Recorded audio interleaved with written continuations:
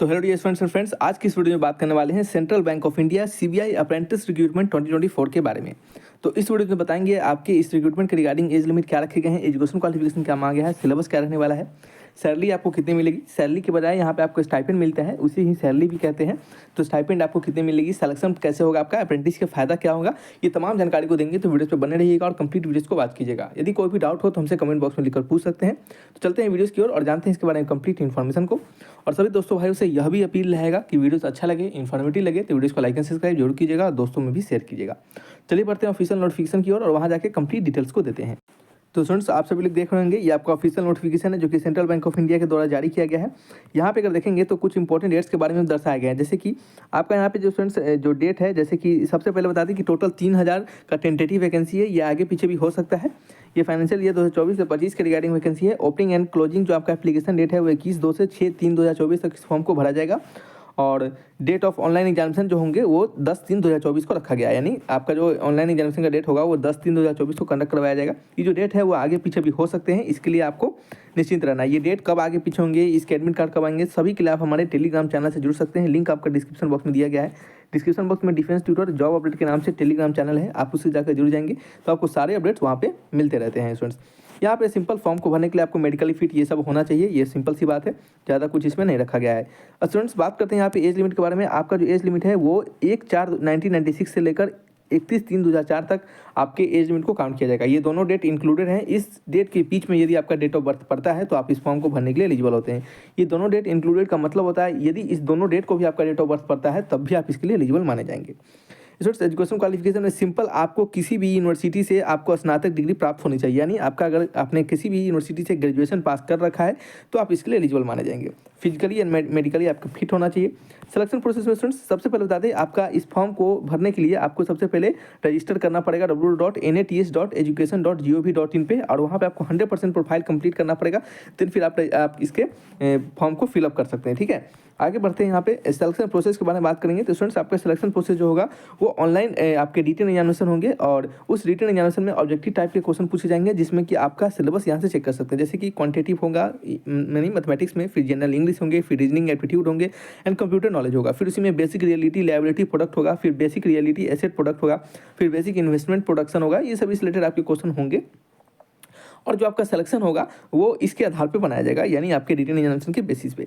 Written examination के बाद students आपका लोकल लैंग्वेज प्रूफ होगा। लोकल लैंग्वेज प्रूफ में क्या होगा स्टूडेंट्स, आपका जो भी आपका जिस भी रीजन के रिगार्डिंग आप फॉर्म को भर रहे होंगे उस रीजन का आपका लोकल लैंग्वेज का एग्जामिनेशन लिया जाएगा। एग्जामिनेशन क्या लिया जाएगा, आपको सिंपल आपका स्पोकन चेक किया जाएगा कि क्या आपको लोकल जो लैंग्वेज है उसका आपको स्पोकन आता है कि नहीं, यानी उस भाषा को आप बोल पा रहे हैं कि नहीं बोल पा रहे हैं।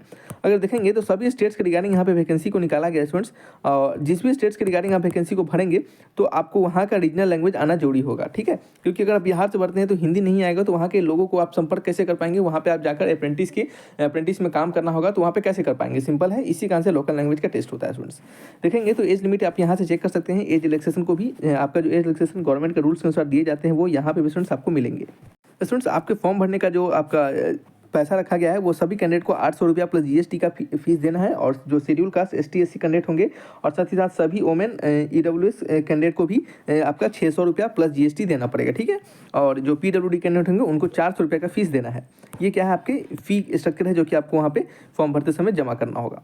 स्टूडेंट्स, यहाँ पे आपको बता दें कि जिस भी रीजन के रिगार्डिंग आप फॉर्म भरेंगे तो वो आप सिर्फ एक रीजन के रिगार्डिंग ही फॉर्म भर सकते हैं, चाहे वो बिहार रीजन के रिगार्डिंग भरे या फिर आपके हैदराबाद या फिर गुवाहाटी, किसी भी रीजन के आप फॉर्म भरेंगे तो सिर्फ एक रीजन के अकॉर्डिंग ही फॉर्म भर सकते हैं। लेकिन आपका जो अलॉटमेंट है वो आपके जो बैंक है उसको वैकेंसी को ध्यान में रखकर आपको अलॉटमेंट दिया जा सकता है। ठीक है, आमतौर पर जिस रीजन में आप फॉर्म भरेंगे उसी रीजन में आपको सिलेक्शन आपका होगा। ठीक है, तो उसके लिए आपको ज़्यादा परेशान नहीं होना है। तो स्टूडेंट्स, आपको बता दें कि ये जो आपका रिक्रूटमेंट है ये अप्रेंटिस का भर्ती है, तो ये कॉन्ट्रैक्ट ऑफ अप्रेंटिस है। इसका जो इंगेजमेंट पीरियड होगा, यानी पीरियड ऑफ आपका जो अप्रेंटिस होगा, यानी कितने दिनों तक आपको अप्रेंटिस के तौर पे काम करना होगा, वो 12 मंथ का होगा। ठीक है, तो आपको 12 मंथ तक आपको यहाँ पे अप्रेंटिस के तौर पे काम करना हो सकता है। और स्टाइपेंड जो स्टूडेंट्स आपको मिलेंगे वो देख सकते हैं, वो आप किसी भी टीचर सिटी से हो, जैसे कि आपका अर्बन हो, सेमी अर्बन हो आपका, या फिर आपका जो ब्रांच जहाँ पे आपको मिलेगा ड्यूटी वो अर्बन हो या फिर मेट्रो ब्रांच हो, किसी भी ब्रांच में आपको ड्यूटी मिलेगा, आपका जो स्टाइपेंड होगा वो 15,000 फिक्स होगा। इसके बाद में आपको किसी भी प्रकार का कोई आपका अलाउंस या फिर बेनिफिट नहीं दिया जाएगा, आपको सिर्फ स्टाइपेंड दिया जाएगा और 12 मंथ का आपको यहाँ पे क्या होगा, ये अप्रेंटिस रहेगा स्टूडेंट्स, ठीक है।